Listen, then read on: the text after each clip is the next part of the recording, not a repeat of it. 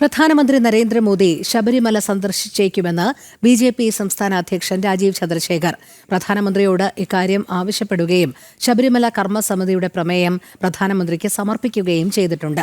ശബരിമല സ്വർണ്ണ കവർച്ചയിൽ സർക്കാരിന് തടിയൂരാനാവില്ലെന്നാണ് പുറത്തുവരുന്ന തെളിവുകളിൽ സൂചിപ്പിക്കുന്നത്. ദേവസ്വം ബോർഡ് ദല്ലാളന്മാരുടെ കൂട്ടായ്മയായി മാറിയെന്നും അദ്ദേഹം പറഞ്ഞു. കോട്ടയത്ത് നിന്നും മിഥുൻ അയ്യപ്പൻ തയ്യാറാക്കിയ റിപ്പോർട്ടിലേക്ക്. ശബരിമലയിൽ ഇപ്പോൾ നടക്കുന്ന വിഷയങ്ങളുടെ അടിസ്ഥാനത്തിൽ ബി.ജെ.പി. സംസ്ഥാനത്തൊട്ടാകെ വലിയ രീതിയിലുള്ള പ്രതിഷേധം സംഘടിപ്പിച്ചുകൊണ്ടിരിക്കുകയാണ്. ശക്തമായുള്ള പ്രതിഷേധത്തിലേക്ക് കടന്നിരിക്കുന്നു. തുടർന്നുള്ള ദിവസങ്ങളിലും അത് പ്രതീക്ഷിക്കുന്നുണ്ട്. അതേസമയം തന്നെ ശബരിമലയുമായി ബന്ധപ്പെട്ട് LDF സർക്കാരിന്റെ വിവിധ കാലഘട്ടങ്ങളിലുണ്ടായിരുന്ന ദേവസ്വം മന്ത്രിക്കും അതുപോലെ തന്നെ അവിടുത്തെ ദേവസ്വം പ്രസിഡന്റുമാർക്കും കൈയൊഴുകിയാണ് കഴിഞ്ഞ ദിവസങ്ങളിലൊക്കെ ഉണ്ടായത്. പക്ഷെ അവർ കൈയൊഴിയാൻ കഴിയാത്ത രീതിയിലുള്ള പുതിയ തെളിവുകൾ കൂടി പുറത്തു വരികയാണ്. ഇത്ര നാളും ഒരു പോറ്റിയിൽ മാത്രം കുറ്റം ആരോപിച്ചുകൊണ്ട് രക്ഷപ്പെടാനാണ് ശ്രമിച്ചിരുന്നത്. പക്ഷെ ഇപ്പോൾ അങ്ങനെയല്ല. അതൊന്നും നടക്കാൻ പോകുന്നില്ല. ഞങ്ങൾ ഇന്നലെ ക്ലിഫ് ഹൗസിൽ മാർച്ച് ചെയ്തപ്പോൾ കൃത്യമായി പറഞ്ഞില്ലേ, ഇത് ഞങ്ങൾ കാണുന്നതും ജനങ്ങൾ കാണുന്നതും ഭക്തന്മാരും കാണുന്നത് ഇവിടെ ഒരു തട്ടിപ്പും കൊള്ള നടന്നിട്ടുണ്ട്. അപ്പോൾ ഇംഗ്ലീഷിൽ പറഞ്ഞ പോലെ ദർ ഇസ് എ ക്രൈം. അപ്പോൾ ക്രൈം ഉണ്ടെങ്കിൽ അതിന് പിന്നിൽ ആരാണ് ക്രിമിനൽസ്, അത് കണ്ടുപിടിക്കാൻ ഒരു അന്വേഷണം വേണം. അത് കേരള പോലീസ് അല്ല ചെയ്യേണ്ടത്. കാരണം കേരള പോലീസ് പിണറായി വിജയന്റെ എതിരെ ഒന്നും ചെയ്യില്ല, ഒന്നും പറയില്ല. പിണറായി വിജയൻജി ഹോം മിനിസ്റ്ററാണ്. അതുകൊണ്ട് ഞങ്ങൾ ഇന്നലെ കൃത്യമായി ഞങ്ങൾ ഡിമാൻഡ് വെച്ചിട്ടുണ്ട്. ഒരു സെൻട്രൽ ഏജൻസി ഇൻവെസ്റ്റിഗേറ്റ് ചെയ്യണം. ഇത് ചെയ്യണം എന്ന് പറഞ്ഞാൽ ഇപ്പോൾ കഴിഞ്ഞ 5 കൊല്ലോ 6 കൊല്ലമല്ല, ഇത് 30 കൊല്ലം ദേവസ്വം ബോർഡ് മൊത്തം എല്ലാ ദേവസ്വം ബോർഡിലും എന്തെല്ലാം നടന്നു, എവിടെല്ലാം തട്ടിപ്പ് നടന്നു, എവിടെയെല്ലാം കൊള്ള നടന്നു, ഇത് നമ്മൾ അന്വേഷിക്കണം. 30 കൊല്ലം ദേവസ്വം വിജിലൻസിന്റെ റിപ്പോർട്ട് ഇതുവരെ ചവിട്ടിവെച്ച ദേവസ്വം വിജിലൻസ് റിപ്പോർട്ടെല്ലാം പുറത്തു വരണം. ഇത് 2 ഡിമാൻഡ്. മൂന്നാമത്തെ ഡിമാൻഡ് ഈ ഒരു ഉളുപ്പ് ഉണ്ടെങ്കിൽ പിന്നെ നമ്മുടെ ദേവസ്വം മന്ത്രിയും ദേവസ്വം ബോർഡ് ചെയർമാൻ രാജിവെക്കണം. ഇത് 3 ഡിമാൻഡ് ഞങ്ങൾ കൃത്യമായി വെച്ചിട്ടുണ്ട്. ഇത് ചെയ്തില്ലെങ്കിൽ BJP കൃത്യമായി പറഞ്ഞു, ഇത് ഞങ്ങൾ സമ്മതിക്കില്ല. ഈ നാട്ടിൽ ഇങ്ങനത്തെ ഒരു അഴിമതിയും കൊള്ളയും ഞങ്ങൾ സമ്മതിക്കില്ല. ഞങ്ങൾ കൃത്യമായി പറഞ്ഞു. അതിന്റെ കാലമെല്ലാം കഴിഞ്ഞു. ഇതിന്റെ മുമ്പ് LDFും UDF ഒരു ഫിക്സ്ഡ് മാച്ച് കൊണ്ട് LDF അഴിമതി ചെയ്യുമ്പോൾ UDF ഒന്നും പറയില്ല, UDF അഴിമതി ചെയ്യുമ്പോൾ LDF ഒരു പെറ്റി സ്ട്രൈക്ക് ചെയ്യുന്നു. അതൊന്നും ഇനി നടക്കില്ല. കാരണം നാട്ടിലെ ഒരു പ്രതിപക്ഷ പാർട്ടി ഇന്ന് ഉണ്ടെങ്കിൽ അത് BJP ആണ്. ജനങ്ങൾക്ക് വേണ്ടി പ്രവർത്തിക്കുന്ന, ജനങ്ങളുടെ മനസ്സിലുള്ള പ്രശ്നങ്ങൾക്ക് വേണ്ടി മുമ്പോട്ട് വരുന്ന ഒരു പാർട്ടി BJP ആണ്. അപ്പോൾ ഇത് ഒരു ചെറിയ നിസ്സാര കാര്യമല്ല.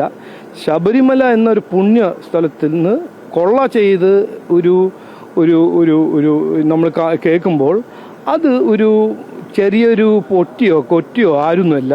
ഇതിന്റെ പിന്നിൽ വലിയ വലിയ ആൾക്കാരുണ്ട്.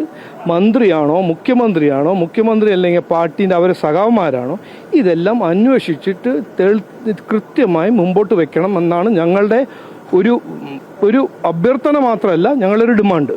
പുറത്തുവരുന്ന വിവരങ്ങളുടെ അടിസ്ഥാനത്തിൽ ജനങ്ങൾക്ക് ഈ സർക്കാരിലും ദേവസ്വം ബോർഡിലെല്ലാം വിശ്വാസം നഷ്ടപ്പെട്ടവർ, പ്രത്യേകിച്ച് ഭക്തർക്ക്, അവർ കാണിക്കയിടുന്ന 1 രൂപ പോലുമാണ് കൊള്ളയടിക്കപ്പെടുന്നത്. എന്താണ് ഇക്കാര്യത്തിൽ കേന്ദ്രത്തിന്റെ അടക്കം ഒരു ഇടപെടൽ പ്രതീക്ഷിക്കുന്നത്? അല്ലല്ല, അത് ഞങ്ങൾ റിക്വസ്റ്റ് ചെയ്യാൻ പോകുന്നുണ്ട്. ഞങ്ങൾ ഗവർണറിനെ കാണും, ഞങ്ങൾ കേന്ദ്ര ഗവൺമെന്റിനെ കാണും. നോക്കൂ, ഇത് പണ്ട് കാലത്ത് ദേവസ്വം ബോർഡും കോൺസ്റ്റിറ്റ്യൂഷൻ വായിക്കുമ്പോൾ ആർട്ടിക്കിൾ 25 സ്റ്റേറ്റ് ഗവൺമെന്റിന്റെ ഒരു ചുമതലയാണ് ദേവസ്വം ബോർഡിന് ഓവർസൈറ്റ്. അത് എന്തുകൊണ്ട്? ദേവസ്വം ബോർഡ് വിശ്വാസികൾക്ക് വേണ്ടി പ്രവർത്തിക്കുന്ന ഒരു ബോർഡായിരുന്നു.